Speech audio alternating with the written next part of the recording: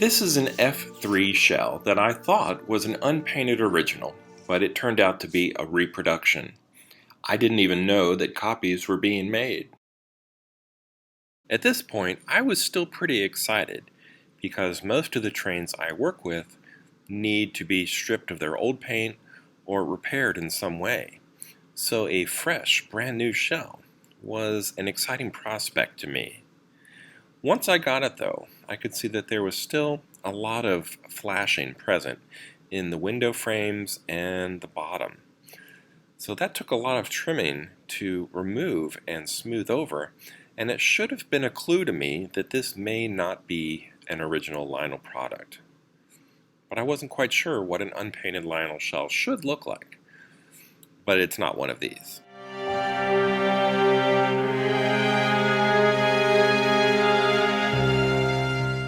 When I bought it, I had envisioned doing a blue Santa Fe war bonnet paint scheme, but lettered for Baltimore and Ohio. It was going to be kind of a cool fantasy crossover sort of thing. But I really had trouble with the masking, I didn't like the lines, and so I set it aside. I was just turned off by the whole project. I was disgusted by both my painting and also with the poorly made shell. This is a genuine Lionel product. It's a Santa Fe F3. Both the frame and the shell are original. They're not in the best shape, but I can use this to demonstrate how poorly this reproduction shell fits. The body does manage to fit onto the frame, but if you look closely at the nose, the shape of the shell does not match up to the shape of the base. There's a weird gap. And that's because the nose is a little bit distorted. It's not a perfect curve, a smooth curve like you would have with a genuine Lionel shell. But maybe I can live with that.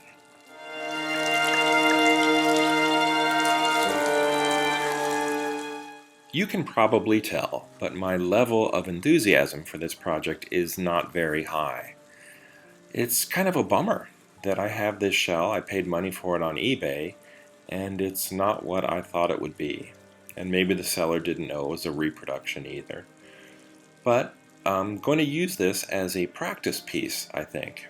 I really like the movie Silver Streak, and I'm going to turn this Santa Fe, Baltimore, and Ohio paint scheme into a solid red for the locomotive that was used in the 1976 Gene Wilder movie Silver Streak. Rust-Oleum spray paints are pretty good for trains. They are a little thick though, so when you mask an area you're left with a pretty definite line between the colors. A lot of wet sanding was required to blend these two colors into each other so that you can't really see that masking line. I hope it doesn't show through the red paint. I'm thinking now that maybe I should have used a coat of primer. But the spray paint, the red, is supposed to be paint and primer in one. So it took way more than one coat. I think it was 3 coats before that navy blue disappeared altogether. And again, this is just a practice piece. I have a really good, high quality, original Lionel unpainted shell that I might use for a final version of this locomotive. I've painted a lot of custom trains to look like the ones used in the movie Silver Streak, and the decals were purchased on eBay from this seller, Circus City. Their decals are really nicely made. I think they designed them themselves. And this is maybe the 4th set of these that I've purchased from Circus City. The thing I like the most about them is that the whites still look very bright and white even on top of darker colors, which is one problem I've had with decals from other sellers, but these are good. I wish that I had an affordable way to print white onto clear inkjet decal paper. Most of the time I have to use white decal paper, which is great for cars, trucks, or trains that are already painted white, but white decal paper really wouldn't work very well on this red F3 shell. This is a Williams F7 shell that I made a few years ago. It's one of two that I repainted for Silver Streak because there were two F units used in the movie. I may like it better already, even before I finish the Lionel shell. But then again, this isn't a Lionel shell, but rather a poorly made reproduction.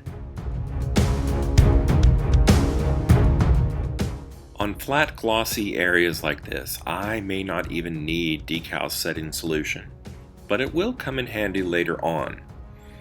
After placing the decal on the shell, I realized that it was just a little too close to the cab door, and luckily that realization happened before the decal was permanently set in place, and I was able to slide it back down about 1/4 of an inch.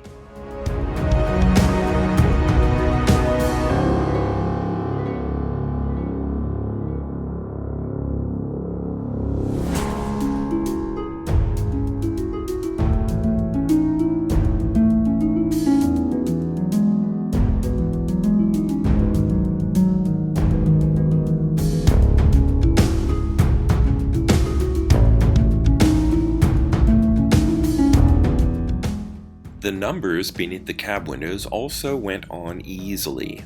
It's another smooth, flat space, but the blue and white chevrons towards the rear have some irregular areas that need to be covered. The decal setting solution also softens the decal, and it will allow them to conform over the gaps and the recessed areas.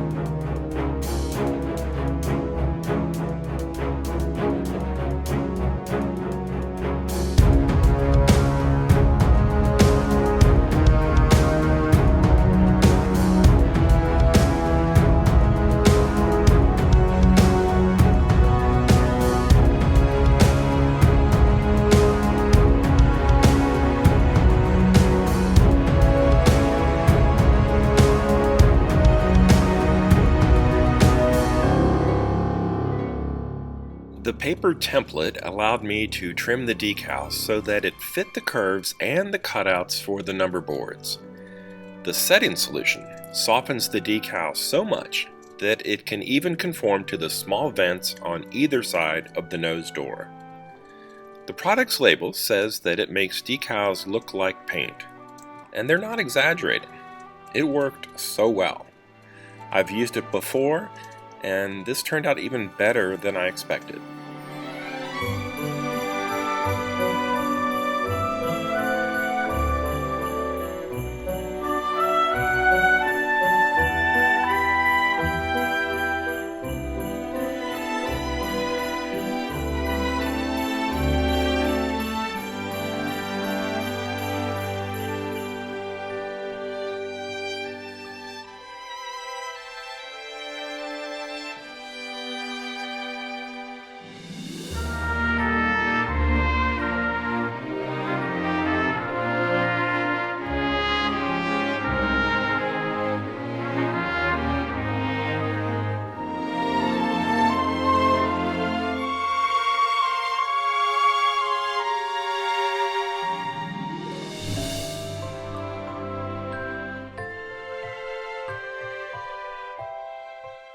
I guess this reproduction shell wasn't so bad after all.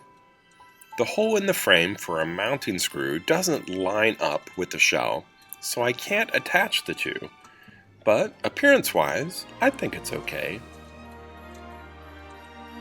If you enjoyed this video, please like and subscribe. Thanks for watching, and until next time, this has been Bob's Workshop. Take care.